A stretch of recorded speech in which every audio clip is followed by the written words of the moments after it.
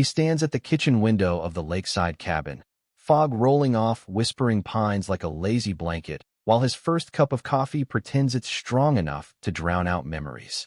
A cute idea, like duct taping a thunderstorm. He tells himself the nightmare stays quiet today. Then the door bursts inward, and coffee performs a swan dive across the floor, 10 out of 10 for form, 0 for hospitality. Sharon Mitchell, queen of the freshly printed Covenant, barrels in like she's auditioning for a SWAT team.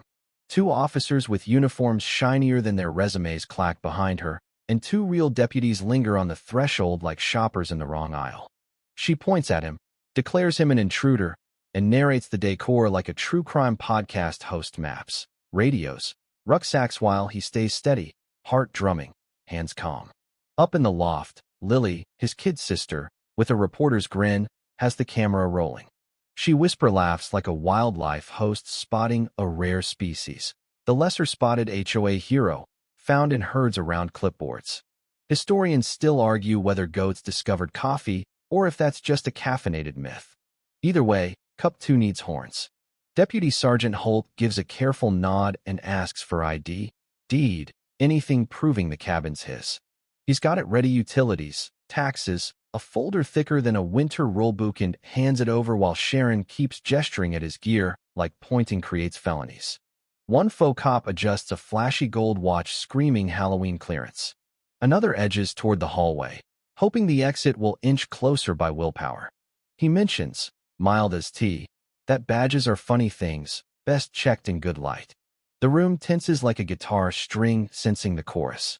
They start the credentials check as he casually guides the group away from his hidden pantry door, awkward to explain before breakfast.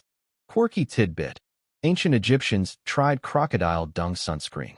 He prefers SPF flannel. Sharon declares the place abandoned, a bold claim to a man handing over last month's water bill. When he politely asks to verify every badge and name, even her clipboard crew, the air crackles like the cabin rubbed socks on carpet and reach for a doorknob. He smiles the small smile of someone who knows where the floorboards creak and that the script isn't Sharon's anymore. No raised voices, no chase, just the quiet click of a story tightening its knots. The badge check snowballs. Holt calls in numbers. The rookie reads serials like a spelling bee finalist. One of Sharon's officers finds the ceiling fascinating universal code for my story lacks receipts. Sharon waves a document with seals and ribbons like it's a magic trick, but the paper feels wrong, the notary stamp leaning like the Tower of Pisa on a casual Friday. Holt tilts it under the window light, grunts, and the rookie mutters an that makes printers jam in sympathy. He stays mild. His favorite lever and suggests running the order through the county system. Sharon counters by pulling a pocket jammer that looks like a vape with a hero complex, and cell bars vanish like socks in a dryer. That's when the cabin hums to life. Backup mesh pings, a hardline failsafe chirps, and the landline on the wall does a 1998 impression. He taps speaker, dials a number he never forgot. Agent Torres answers, voice sharp enough to iron a shirt. "Hawk, your alert grid's lighting up," Torres says. Holt's eyebrows climb like they need oxygen. Torres shifts to official cadence. Protected federal property, probable imposters, standby response. Sharon blinks like she expected a YouTube prank and got C-SPAN. Light joke: the faux cop's shiny watch keeps catching sunbeams, auditioning for a lighthouse. Outside, a low wump Aravisa chopper beating the air like an angry metronome. Commander Vance leans out the side door, headset on, flashing a 2-finger "we're good" sign, grinning down at him.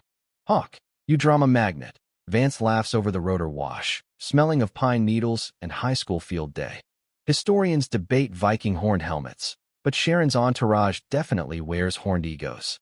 Holt, done with prop comedy, radios dispatch. The return is brisk. 2 of Sharon's men have no records. 1 badge belongs to a retired meter reader, and the eviction order came from a website selling novelty diplomas and raccoon bow ties.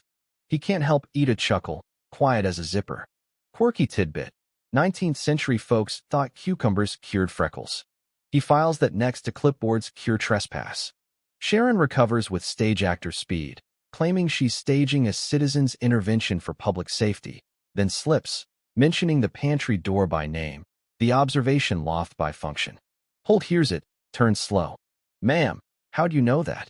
Her answer wobbles, reeking of panic, cheap perfume, and someone else's plan. Torres's voice cuts in, all blade, no handle. Sharon Mitchell, tied to Marcus Reed's post-trial network. The name lands like a wrench in a quiet bucket. His chest tightens not fear, but geometry, old lines resurfacing under new ink. Lily, in the loft, whispers into her mic. Oh boy, like a bowling alley hush before a 7-10 split. Vance calls a perimeter. Deputies step wider, not away. Tree-lean cameras catch heat Bloom's vehicles creeping the service road, staggered lights the color of bad choices. His monitors show a convoy, neat as a parade, but the confetti will be paperwork and consequences. He breathes long and easy, like loosening a knot, tasting coffee again strong, stubborn, not enough to rinse the past, but perfect for now. Remember that crocodile dung sunscreen? This moment is SPF, oh no you don't. The convoy breaks the tree lean, headlights smeared by mist, engines low and cocky. The cabin settles around him like an old glove on a familiar hand. Click. Shutters cinch. Thump. Bollards rise from the gravel like shy turtles.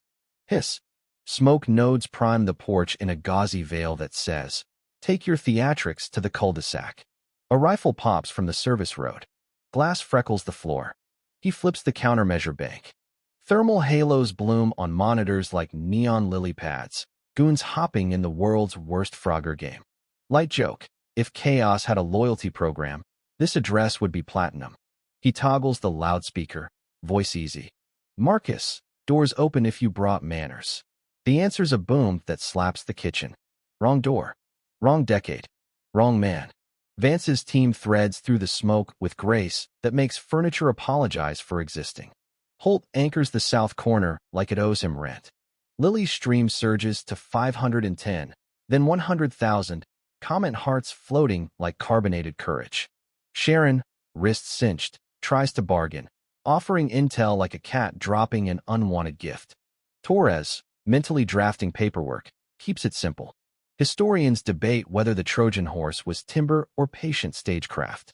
Today's answer, a live stream with better lighting. Marcus ghosts along the shore path, hood up, profile tight, an empire's ruin tucked in his jawline. He moves like nostalgia's armor.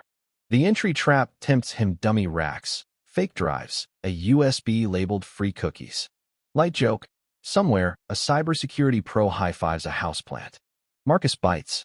Hayes pounces. Metal braces kiss wrists. The stream does what streams do. Screenshots fly like winter geese.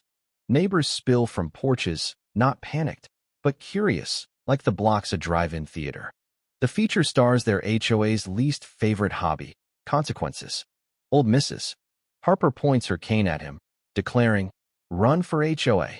He grins light joke. He'd run only if coffee's the finish line. Quirky tidbit. Octopuses have 3 hearts. He decides the cabin's one of his. Sharon sags on the steps, fury drained, a person-shaped echo. Pawn or villain? He wonders, the answer slippery. Cucumbers never cured freckles. Horned helmets never topped Vikings. Crocodile dung sunscreen never staged a comeback. Myths always find buyers with coupons for certainty. Torres hands him a thin envelope, Montana printed on the tab like a postcard with secrets. Lily zooms in, whispers, next chapter. He nods, easy and quiet, because the storm did what storms do: banged the windows, cleared the sky, left the air sharp enough to see himself without old warehouse smoke. Light joke. He'll keep the mesh grid, call it SPF, oh yes I will. He stands at the threshold, shoes tracing where hardwood meets porch plank, letting the evening fold smaller, softer, like a lake tucking fog into its pockets. The sun remembers to be kind. Rotor wash fades to memory, sirens braid into the distance, and the cabin breathes slow, like a dozing dog.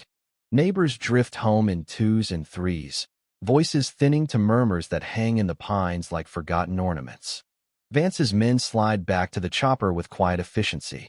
Holt tips his cap half salute, half goodnight, closing a book that ends well. Inside, counters gleam where coffee dried into a brown constellation. He'll wipe away soon. The mesh console settles to a single green heartbeat, unobtrusive, a porch lamp for circuits. Proof vigilance can be quiet and faithful. Lily pads down the loft ladder, barefoot, careful on the rungs, leaning a shoulder into his, camera asleep in her palm, a small rectangle of night. They don't speak much to need to.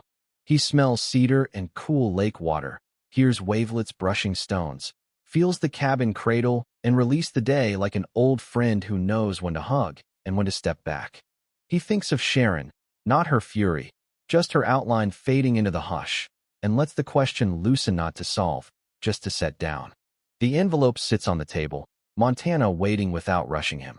He'll sleep first, let the house dim to its last kind watt, listen to crickets measure the dark with their metronomes, and breathe until the sharpness rounds. When he turns off the lamp, the glass shows only his shape and the lake behind it, untroubled.